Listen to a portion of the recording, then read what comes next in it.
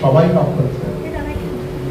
আজকে আমি এখানে দাঁড়িয়ে আছি, পরের দিন ওই ছোট্ট ছেলেটি এখানে দাঁড়িয়ে আমার মতোই কথা বলবে, কিন্তু তার জন্য প্ল্যাটফর্মটা আমাদেরকে করে দিতে হবে।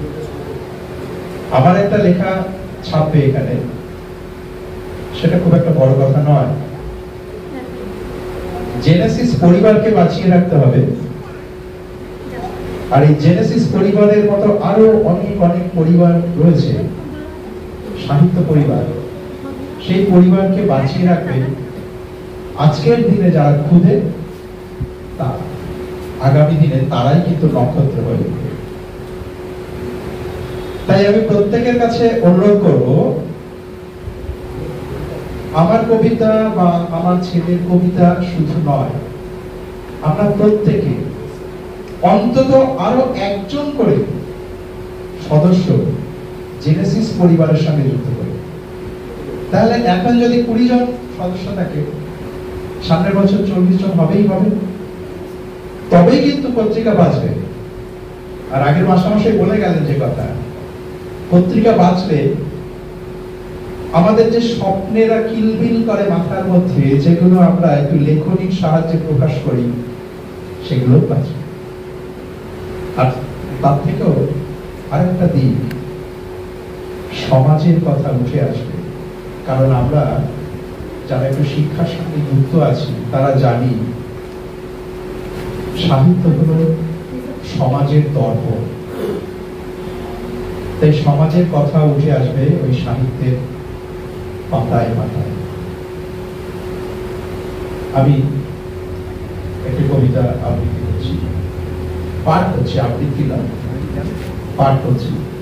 আর একটি কথা বলতে গেলে অনেক কথা বলতে হয়, কিন্তু সব কথা তো বলা যাবে না।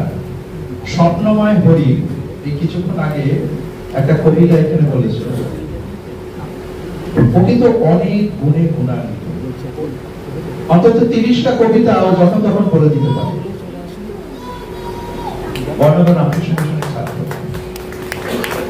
আমার এখানে সামনে এই খুদে বসে আছে, ও কিন্তু আমার স্কুল থেকে এসেছে। শহর দেবরাজ, দেবরাজ আসেনি আজকে, দেবরাজ এসেছে, দেবমাল্য, ওই তোষা এইমাত্র গান গেয়ে গেল। অন্তত 4 বছর ধরে আমাদের সঙ্গে যুক্ত হয়ে আছে এখানে। ও সম্ভবত 3rd ইয়ার, তাই না? এবং 2nd ইয়ার পর্যন্ত ওর রেজাল্ট কিন্তু 1st ক্লাস সংস্কৃত। এই প্রতিভাগুলোকে তুলতে হবে, প্রতিভাগুলোকে জাগিয়ে তুলতে হবে। কারণ আমরা একটু খেয়াল করছি, সংস্কৃতির মৃত্যু ঘন্টা বাজতে চলেছে, সেই ঘন্টাটাকে বাজতে দেওয়া যাবে না। কারণ একটা জাতি মরে যাবে তখনই যদি সেই সংস্কৃতি ধ্বংস হয়ে যায়। সেই সংস্কৃতিকে কিন্তু আমাদের বহমান রাখতে হবে, তাই ওই ক্ষুদ্রদের তুলে আনতে হবে। আমি আশা করি সবাই সেই চেষ্টাটাই করবে। আর এই পত্রিকাগুলো চালাতে গেলে মাস্টারমশাই বলে গেলে অনেক খরচ, অনেকটা মাথায় অনেক চাপ। আসুন আমরা সবাই অনেকদার হাতে হাত মিলিয়ে চেষ্টা করি যাতে প্রতি বছর এই পত্রিকাকে দিয়ে দেওয়া।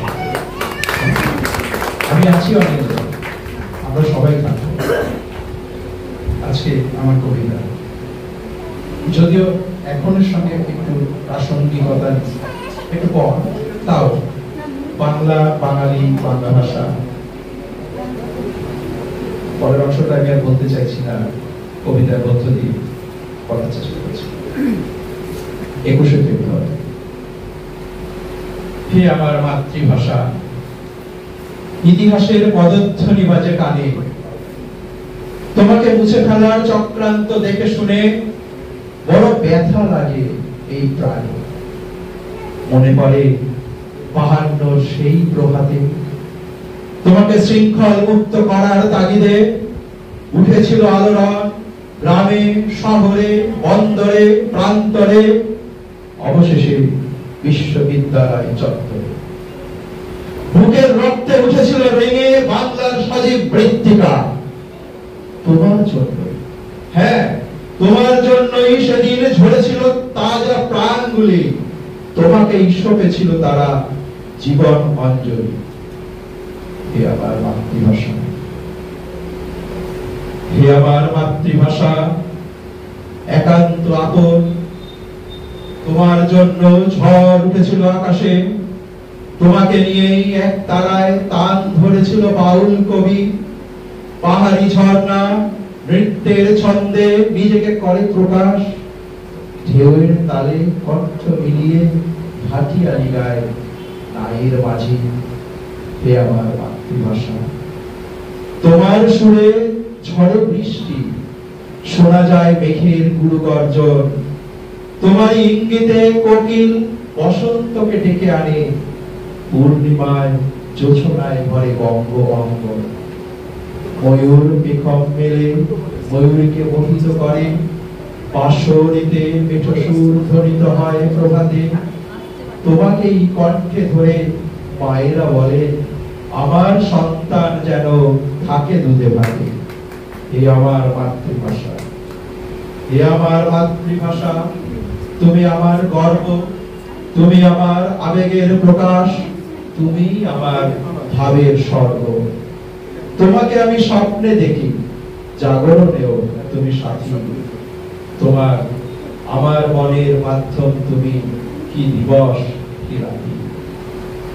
আজকে তোমায় লাঞ্ছনা করে এড়িয়েও চলে কেউ কেউ, ভুলেছে তারা মাতৃভাষা সম আদরণীয় হয় না আর কিছু। তুমি আছো তাই মাকে ডাকি, মা বলি, তোমাকেই পাই কথায় গানে। তুমি আমার চেতনাকে পৌঁছে দাও সাহিত্যের অঙ্গনে। হে আমার মাতৃভাষা, হে আমার মাতৃভাষা, আজ অনেকেই মেতেছে তোমার বন্দনায়। স্মরণ সভা, বক্তব্যের ফুলঝুরি, আবেগের বাড়াবাড়ি, গম্ভীরাশ্রু ঝরানো। বলতে পারো তারা আছে কেবল?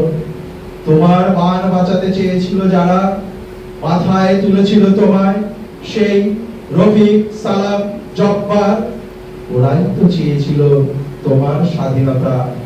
হে আমার মাতৃভাষা, আজ তোমাকে স্মরণ করার স্পর্ধায় হতে চায় যারা মহিয়ান, ইতিহাসে থাকবে না তাদের নাম যদি না আমরা সমস্বরে বলতে পারি, ২১-এর প্রভাত ফেরি, তোমায় আমরা ভুলতে নারি।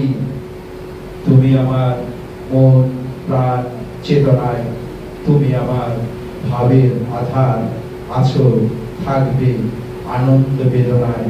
তুমি আমার প্রাণের ভাষা, হে আমার মাতৃভাষা।